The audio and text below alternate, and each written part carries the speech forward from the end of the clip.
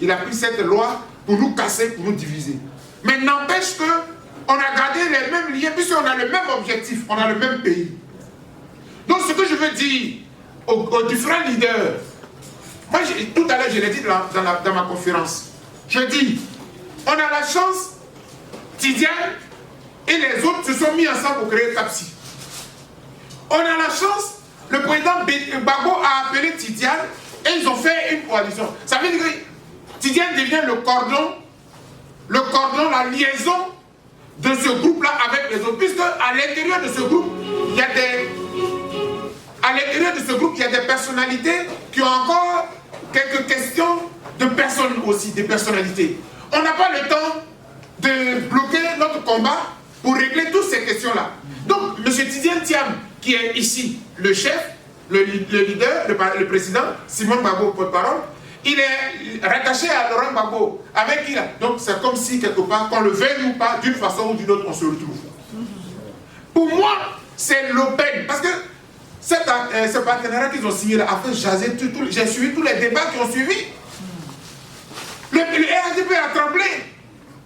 Parce qu'aujourd'hui là, si le PDCI et le PPACI se mettent ensemble, alors que le PDCI n'est même plus seul, il a avec lui MGC, il a avec lui Blégoudé, il a avec lui Afin Guessan, il a avec lui Guillaume Soro, mais c'est fini pour le RHDP ou il va passer pour gagner une élection. Moi j'ai beaucoup d'espoir. J'ai beaucoup d'espoir, c'est pour ça que je dis, arrêtons les petits détails. Parce que le combat est de taille. Quand le combat est de taille, on ne regarde plus les détails. Après, on va régler nos problèmes de détails. Donc cet espoir-là, il est fort. Et quelqu'un me dit, est-ce que les élections... Ma chère sœur, l'élection ne peut pas se tenir si on n'a pas la révision de la liste électorale. Je vous assure, c'est une évidence. On peut le faire en 10 jours. C'est pour ça que M. Ouattara ne veut pas qu'il y ait le dialogue. Parce qu'au cours du dialogue, les gens vont tout mettre sur la table. Faites la révision là. La CEI nous la doit. On a payé de l'argent pour ça. 27 milliards qu'on leur a donné.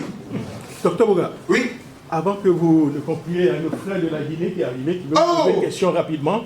Et comme ça, vous allez répondre et puis conclure en même temps. Mais viens. C'est pas la peine, je peux rester ici. D'accord, tu peux rester là-bas. Je voulais juste dire que je suis très admiratif. Merci. Vous, merci. Sur le débat politique en Afrique. Oh, ça me touche. Et la vérité, quand on la défend, oui. Même si ça ne vous appartient pas, vous ne pouvez qu'apprécier. Merci vraiment que Dieu vous protège. Merci beaucoup. Amen. Amen. Merci beaucoup. Merci le frère de la Guinée. Tu as bien fait parce qu'il ne peut pas venir nous apporter un soutien sans qu'il ne prenne la parole. Donc je vais vous dire, chers frères et sœurs, moi j'ai beaucoup d'espoir. C'est pour ça même que je bénis Dieu que je ne sois pas mort. Parce qu'il faut qu'on voit la fin de ce combat. C'est un combat de notre génération. Les Oufous ont fait leur temps. Ils ont passé le relais. C'est à notre époque qu'un nommé Alassane Ouattara est arrivé et il est à la tête de notre pays. C'est nous qui subissons cela avec nos enfants. Pendant les 15 ans, pendant que nous on pleure et jouissent. Ça a duré 15 ans. Et encore s'il était régulièrement élu, on n'allait même pas le jalouser. Mais tu as fait 15 ans. Tu ne peux pas être encore candidat. Et c'est pour ça que nous avons intérêt à nous lever. Moi j'ai envie de dire, si nous ne le faisons pas pour nous-mêmes là, faisons-le pour nos enfants. Les autres disent, mais si tu n'es pas président pour un 4e mandat pour toi-même, il faut le faire pour Dieu. Dieu n'a pas dit ça. Dieu n'a pas dit ça. Dieu n'a pas dit ça.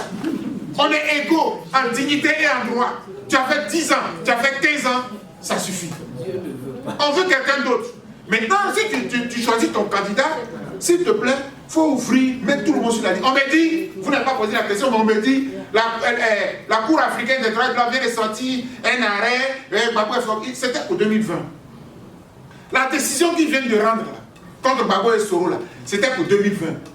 Et agissant en tant qu'une justice qui se respecte, comme on était à la veille des élections, ils ont sorti d'abord un arrêt le 25 septembre 2020 pour faire injonction à l'État de Côte d'Ivoire. Remettez-les d'abord sur la liste en attendant qu'on aille dans le fond. C'était une décision qu'on appelle, comment dirais-je, ça s'appelle conservatoire. C'est-à-dire que comme l'élection est chaude, en 2020, elle va avoir lieu, mettez Guillaume Soro, mettez Laurent Gbagbo. Et puis après, on va avoir le temps d'analyser au fond. Mais au fond, qu'est-ce que la Cour africaine a dit? Elle a dit que d'un point de vue de la régularité, l'État de Côte d'Ivoire a tout respecté. Parce que Laurent Gbagbo disait, je n'étais pas là. J'étais à la CPI quand on m'a jugé par contumace ou bien par défaut. Donc je ne suis pas d'accord. Voici ce qu'il avait dit. La Cour africaine dit non, l'État de Côte d'Ivoire a tout respecté. Mais nous, ce n'est pas ça notre problème. Est-ce que Laurent Gbagbo a cassé la BCEAO? Est-ce que Laurent Gbagbo a volé? C'est ça le problème de fond. Et pour nous, le pouvoir Ouattara a menti. Parce que comme le monsieur, ils étaient en train de la quitter à la CPI, ils ont fabriqué. Et la BCEAO elle-même a dit qu'on n'a rien volé chez elle. C'est ça, cette injustice-là que nous décrions. Sinon, ce n'est pas la procédure qui est régulière qui est le problème de fond. Le problème de fond, c'est que pour éjecter un candidat, vous mentez. C'est comme ils ont fait pour le cas de Tidjane Thiam. Dans les registres, le père de Tidjane Thiam est français. Donc Tidjane Thiam est dans la même situation que Michel Gbagbo, qui est à la fois français et qui est à la fois ivoirien. Maintenant, dans notre constitution, pour être candidat, il faut être exclusivement ivoirien. Donc il a déposé la nationalité française. Mais là, ils vont venir dire non, mais il a fait ça trop tard. Vous mentez. Il y avait une révision de la liste électorale qui était prévue. Que j'ai fait ça avant. Que j'ai fait ça maintenant. Où est votre problème? Faites la révision. Non, on n'a pas fait la révision, on n'a pas le temps. Ma conclusion, ça va être quoi? C'est que si en reportant une élection présidentielle, on peut sauver des vies humaines, moi, Dr Boga, je dis faisons-le. Si vous ne voulez pas que le sang verse, on peut reporter une élection. C'est pour ça que le dialogue là, on le demande. La constitution là, c'est nous qui l'avons voté par référendum.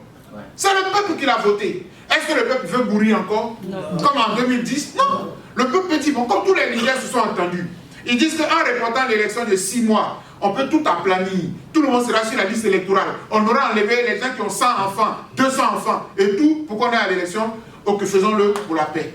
Et moi, ça va être mon mot de fin. Si Ouattara a fait 15 ans, il a servi mon pays, il a fait ce qu'il a vu. Je lui ai dit toujours que ce bilan-là, moi je ne le valide pas parce que le côté des droits de l'homme a été le plus meurtrier, comme mon pays n'a jamais connu. Pendant les 15 années de règne de Ouattara, faisons le bilan des personnes que nous avons perdues. Depuis la crise de 2010, avec tout ce qui se passe jusqu'à aujourd'hui. Ça, c'est mon bilan à moi. Maintenant, il faut qu'il sache qu'il a la fin, il choisit, il dit qu'il a une demi-douzaine, il n'a qu'à choisir quelqu'un d'autre. Bientôt, j'espère qu'il va nous convoquer. Là-dessus, moi, je suis tout à fait tranquille parce que la lecture que je fais, s'il n'a pas eu le courage de dire qu'il était candidat au stade de Bimpe, ça veut dire clairement qu'il ne va pas être candidat. Et ça, ce n'est pas une victoire, mais au moins ça va apaiser mon pays et je m'en réjouirai. Maintenant, ce que je lui demande, du haut de cette tribune, le ressuscité terroriste dit il faut que la liste électorale là, il faut qu'on la révise. Il faut que tout le monde soit sur la liste électorale. Et puis, je veux que mon pays ait un président légitime. Et je serai fier de retourner dans mon pays. Amen. Que Dieu bénisse la Côte d'Ivoire.